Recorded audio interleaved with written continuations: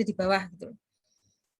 Ya, mempunyai IQ di bawah rata-rata kalau tunagrahita.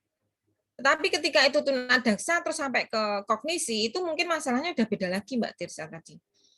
Ada masalah yang lain mungkin, dia terlalu ngedrop, akhirnya menjadi sarafnya kena atau gimana gitu kan.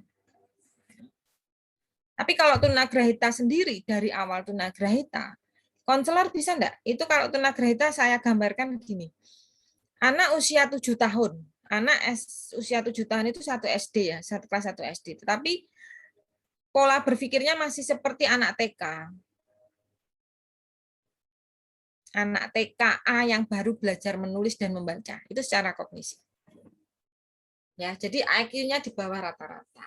Anak usia 7 tahun yang harusnya sudah bisa menulis, tetapi dia tidak bisa menulis. Dan tentu itu bagaimana cara mengonselingnya.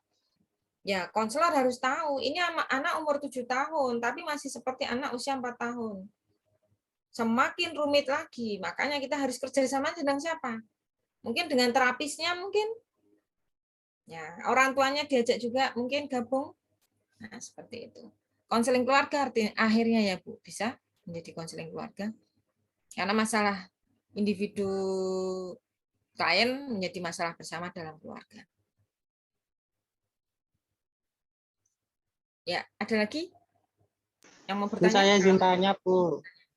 Ya, silahkan Mas Adit. Saya. Tadi Bu Novi bilang kalau IQ di bawah rata-rata itu masuk ke tunagrahita. Pertanyaan saya, untuk IQ di bawah rata-rata itu apakah juga mempengaruhi pada proses berkomunikasinya dia sehari-hari, Bu? Iya. Seperti yang Bu Novi bilang itu kan kalau masih bisa diajak berkomunikasi berarti masih bisa konseling, tapi kalau sudah susah untuk kita ada komunikasi berarti dialih tangankan kasus ke psikolog atau ke terapisnya. Nah, apakah IQ di bawah rata-rata itu juga mempengaruhi proses komunikasinya di kehidupan sehari-harinya gitu? Ya, ada tunagrahita yang sangat tidak bisa diajak komunikasi, Mas Adit. Ya, Bu Novi pernah ke SLB Negeri Semarang itu, di sana ada tunagrahita yang hanya bisa berbicara itu hanya satu, gurunya di situ hanya satu orang tok. Satu orang tok yang bisa berbicara. Sama orang rumahnya juga satu yang mau dia menjawab. Saya berusaha. Ya, saya sok-sokan untuk mencoba berbicara ya, komunikasi. Halo Mbak, sudah makan? Hanya senyum. Sedang makan dia. Tapi hanya untuk menjawab, iya saya sedang makan, itu enggak bisa. Jadi senyum tok, senyum. Makannya yang banyak ya. Nanti kecenderungan dia akan menarik diri, nggak akan ngomong lagi. Kenapa seperti itu? Ya karena dia nggak punya kemampuan untuk bisa menjawab semuanya pertanyaan dari kita gitu loh. Kalau masih di bawah normalnya masih lumayan nggak bisa lah kita komunikasi. Tapi kalau jauh, udah menuju ke debil, embisil atau bahkan idiot, bisa nggak kita komunikasi? Nggak akan bisa. Saya sudah mendapat tantangan.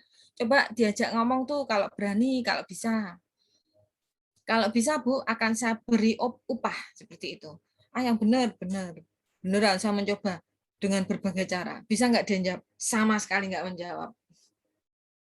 Nggak akan bisa gitu. Ya memang begitu Mas, susah untuk tunagrahita, tidak semudah yang kita bayangkan. Tunagrahita kan ada tingkatannya, rendah, sedang, tinggi. Nah, kita ketemu yang mana? Nah, kalau ketemu yang rendah masih bisa sedikit-sedikit gitu. Tapi kalau yang sedang udah lumayan susah. Yang tinggi sama sekali nggak akan bisa diajak ngomong. Ya. Dia punya rasa tersinggung enggak? Itu aja enggak, kita nggak tahu. Dia tersinggung atau enggak tahu. Karena ketika saya di situ saya tanya, itu nggak bisa dia jawab, gitu kan? Dia nggak akan mau untuk menjawab. Kalau orang normal itu akan tersinggung. Wah, saya dianggap nggak bisa menjawab, padahal saya bisa menjawab loh sebenarnya. Kan saya hanya diam aja. Tapi orang tunagrahita dia nggak akan punya kemampuan untuk ke sana, untuk berpikir bahwa saya tersinggung ini nggak ada. Ya, ya terima kasih Mas Adit. Cukup? Nggak ada yang bertanya Saya lagi? ingin bertanya Bu. Ya silakan, Mbak Wirantika. Ya, apabila dalam konseling lintas budaya itu tidak sengaja terjadi kesalahpahaman dalam penggunaan bahasa nonverbal kepada antara konselor dan konseli, itu bagaimana cara memecahkan masalahnya ya, Bu? Kira-kira contohnya seperti apa? Bahasa nonverbal Seperti apa? konselor tidak memahami apa yang sedang diisyaratkan konselnya seperti itu, Bu. Sehingga nanti pokok bahasanya itu melencong dari apa yang konseli sampaikan gitu loh, Bu. Tapi dalam bahasa nonverbal ini itu bukan bahasa isyarat loh, Mbak. Bukan bisa bicara isyarat. Jadi bahasa nonverbal contohnya ya Mbak Wirantika sedang mengkonseling klien, ya. Terus kok ada perbedaan nonverbalnya, kira-kira di situ kliennya yang tadi saya contohkan senang kedip-kedip matanya. Bu, saya mau tanya ting ting ting ting gitu. Saya itu suka sekali kalau pas pelajaran bahasa Inggris nggak bisa, Bu. Nah, terus apalagi ting ting.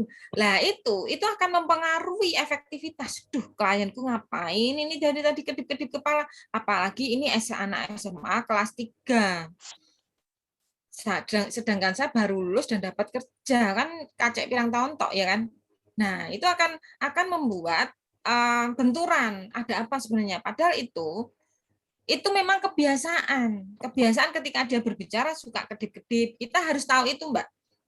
Oh, ternyata anak ini memang punya kelainan di sini. Nah, itu sudah beda. Tapi sebenarnya bahasa nonverbal itu, yang itu tadi saya contohkan, kalau sampai ada miskomunikasi, apalagi nonverbal, itu karena apa? Karena konselor tidak tahu bahwa ada perilaku yang sering muncul, yang memang perilaku diulang, tik ya, istilahnya tik, itu skalor kalau bahasa Jawa mungkin. Dia punya skalor itu, sering di mata. Nah, itu harus diketahui. Jadi termasuk ternyata orang itu kalau geleng-geleng artinya iya dan kita paling ke situ ya nggak tahu itu biasanya, tapi ini bilang iya bu lah gitu. Kamu bilang iya tapi kenapa geleng-geleng kepala. Nah itu masih bisa untuk disampaikan, Mbak, maksudnya apa. Nah kan, nah atau mungkin disampaikan aja itu maksudnya apa, seperti itu. Jadi kalau ada bahasa nonverbal yang kita tidak pahami, ditanyakan aja gitu loh. Tetapi ketika konselor yang melakukan jangan sampai. Jadi kita masih pergunakan senyum dengan tepat, masih menggunakan tepukan tangan kalau untuk memotivasi pun masih dengan tepat seperti itu. Gitu ya. Ya, saya Terima kira kasih, Bu cukup. Novi. Ya, sama-sama Mbak Wirantika. Kira-kira cukup ya untuk perkuliahan kali ini. Oh ya, mungkin ada satu pertanyaan yang harus satu mahasiswa menjawab dulu. Ya, tadi sudah belajar tentang muatan budaya dalam konseling. Lalu, kira-kira bagaimana seorang konselor ketika harus menerapkan bahasa nonverbal kepada kliennya? Efektif yang seperti apa dalam memberikan bahasa nonverbalnya? Silakan, siapa yang bisa? Setelah itu baru kita akhiri. Biar efektif penggunaan bahasa nonverbalnya,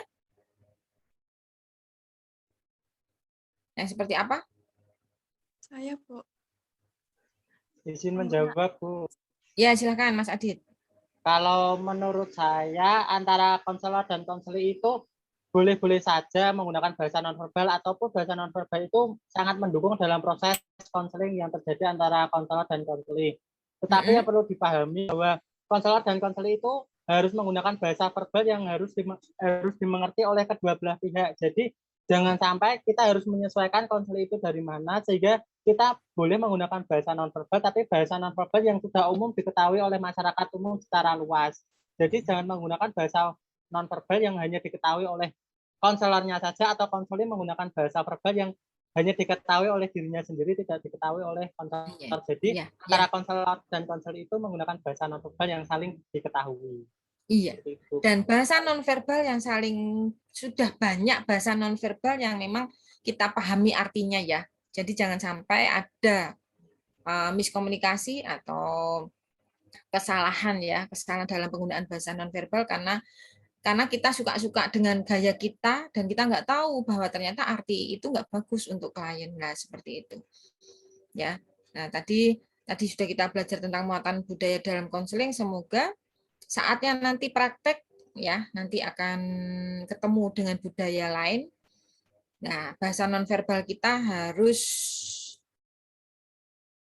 bisa juga dipahami dengan klien, itu artinya yang sama ya, jangan sampai miskomunikasi dengan bahasa nonverbal yang muncul. Bahasa verbalnya tentu kita menggunakan bahasa Indonesia yang memang bahasa universal ya.